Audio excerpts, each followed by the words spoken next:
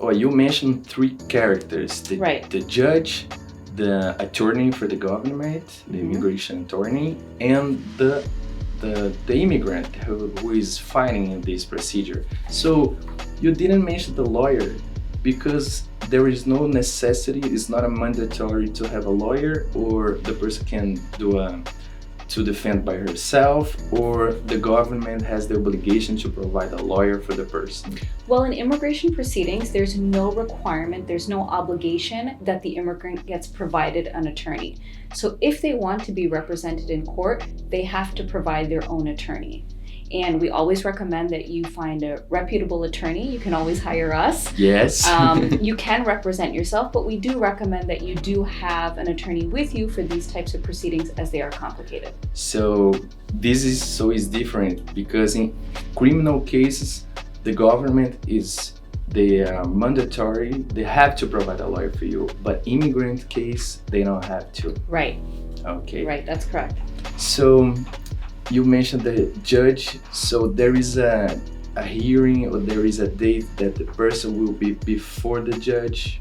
So there's two major types of hearings in removal proceedings. One is called a master calendar hearing. That hearing is when the immigrant goes with many other immigrants from all over the world, and that is more like a status check. So the judge asks, what are they applying for to be able to stay here, if they have any changes in addresses, who are their family members are here, just kind of a status check onto the case. That's a master calendar hearing, and a person can have many, many master calendar hearings.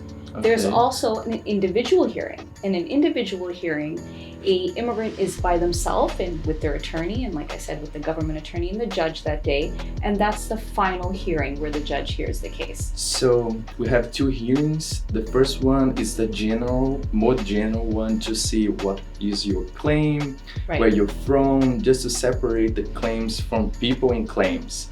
The second one is more specific, that you have to, it will be the judge and you and the attorney, like, solving your case. Right, absolutely. Okay, I am in the second hearing. How long does it take, and the judge makes the decision in the same day? So it depends. Usually an individual hearing can be anywhere from 2 to 4 hours.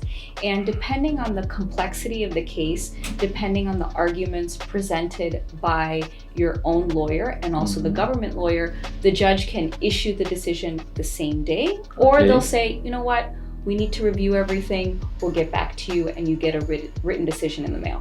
Okay, I hope the decision is the best for our clients, right? And the immigrant, of course, any immigrant. So how long does it take from the beginning of a case until the final decision, at least the decision from the judge? Well, that's a good question, Caleb. So an immigration proceeding actually takes quite a long time. They can take anywhere from 3 to 7 years right now. I'm sorry, this is good. For some people, because they want to complete their case and, move on with their lives. Yes. But it is a long process, and especially with the situation currently that we're in with the pandemic, it has become even longer.